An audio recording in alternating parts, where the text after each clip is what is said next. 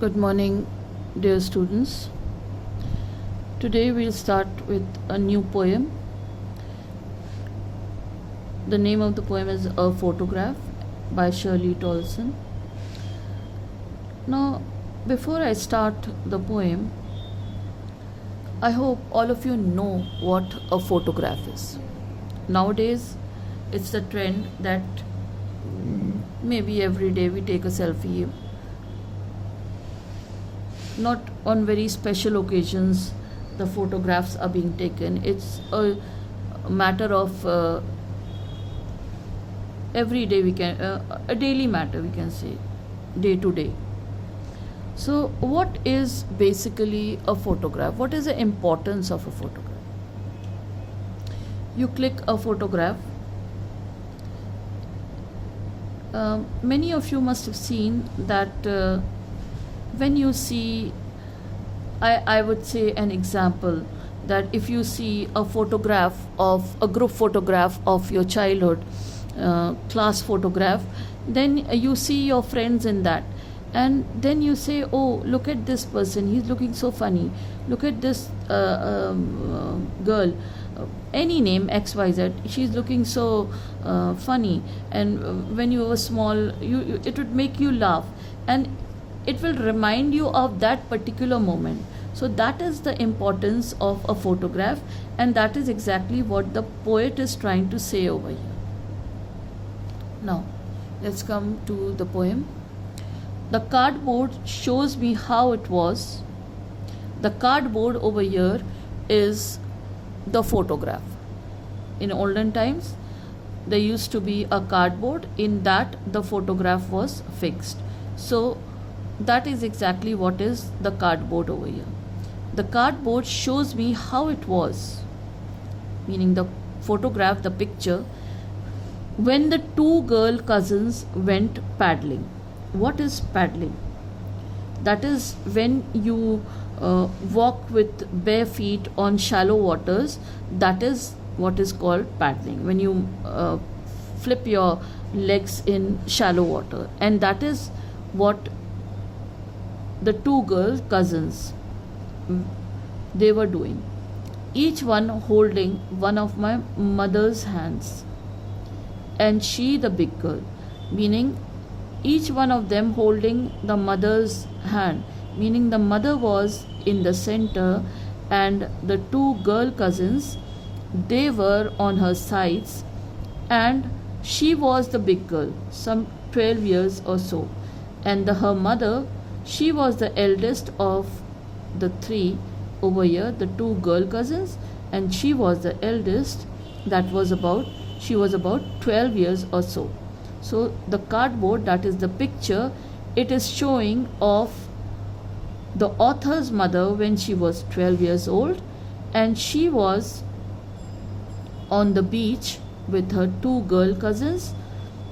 They were playing with the shallow water, splashing it with their feet, and they were holding the author's mother's hand, and the author's mother was the eldest, and she was about 12 years or so. Okay, so this is the explanation of the first four lines. All three stood still. All three stood still, meaning the two girl cousins and the author's mother and the mother's cousins. They stood still to smile through their hair, meaning the sea, wind of near the sea, it was tossing their hair, and they were smiling, and they were all standing motionless at the uncle with the camera. Now, why were they standing motionless? Because they were posing for the camera, and the camera uncle was the mother's uncle, he was the one who was clicking the picture. So why were they standing still? Because they were posing for a picture, and they were smiling, and the wind, it was tossing their hair while the uncle was taking the picture. Now the poet is saying, a sweet face, my mother's, that was before I was born. So the mother of the author, she had a sweet face, and obviously, when she was 12 years old, then the author was not born. And the sea, which appears to have changed less, washed their terribly transient feet. And the sea, which appears to have changed less, meaning over here that the sea, the mountains, the sea, they do not change over the years. The river Ganga, it was there for our ancestors also. It has been there for ages, and it is still there, and it will be there for our coming generation also. So it has not changed.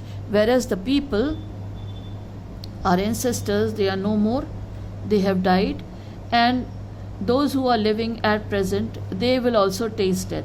So death is inevitable for everybody, and so humans, they are ever changing. So over here the poet is saying that a sweet face, my mother's, that was before I was born, talking about her mother when she was only 12 years old, and the sea, which appears to have changed less. So these water bodies, the mountains, they don't have slight changes, not much changes, washed their terribly transient feet. Now terribly transient feet over here means the ever changing imprints of the feet that are left on the sea sand. The sea sand, it has the imprints of the feet, and with the water coming, the imprints are washed away. So terribly transient feet over here, it means this. I hope this is clear to you. Now let's come to the literary devices over here. The literary devices are alliterations, that is stood still, this is alliteration, through there, alliteration, my mother's, alliteration, terribly transient, that is also again alliteration. Now let's come to the second stanza. This stanza is telling about, the first stanza is telling about the poet's mother before she was born, and when the poet's mother was a child of 12 years old. Some 20-30 years later, 20-30 years later, she'd laugh at the snapshot. Who would laugh? The author's mother. She would laugh at the snapshot. When she would look at the picture, she would laugh at it. Some 20-30 years later, meaning when she was about 32 years old or 42 years old, the author's mother, then she used to look at the picture when she was only 12 years old, and she would laugh at the photograph. She would say, "See Betty and Dolly," she'd say, "and look how they dressed us for the beach, and look how they dressed us for the beach."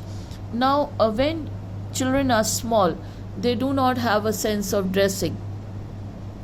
Whatever the parents they bring for them, they happily accept it and they wear it.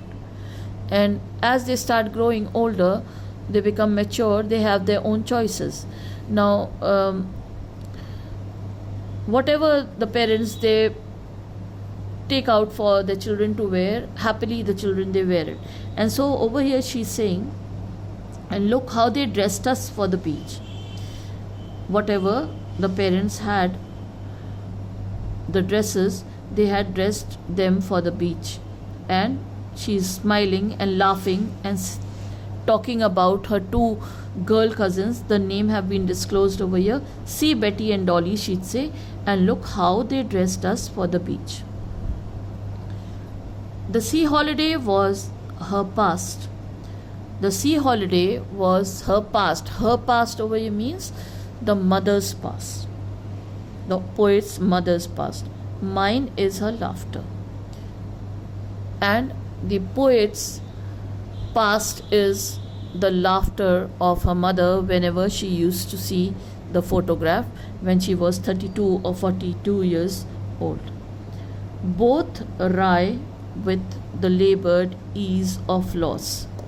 Now over here, wry, W-R-Y, it means that the poet is severely disappointed by the loss of her mother, and So she's saying both rye with the labored ease of loss.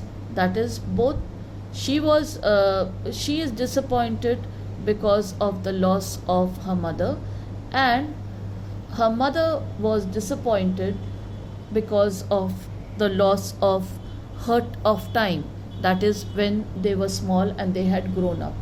Over here, labored, it conveys that both the poet and her mother were struggling and they were trying to cope with their loss.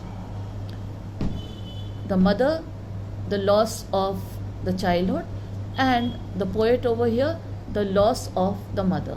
And they both realized that the loss was final and they had to accept it, because once childhood is gone, it cannot come back, and once death has come to a person, he cannot come back to life. Therefore, ease, and they have to accept it. So over here, labored ease of loss is an oxymoron, and that is a poetic device where two opposites are used. So this is telling about the poet's present condition when she thinks of her mother.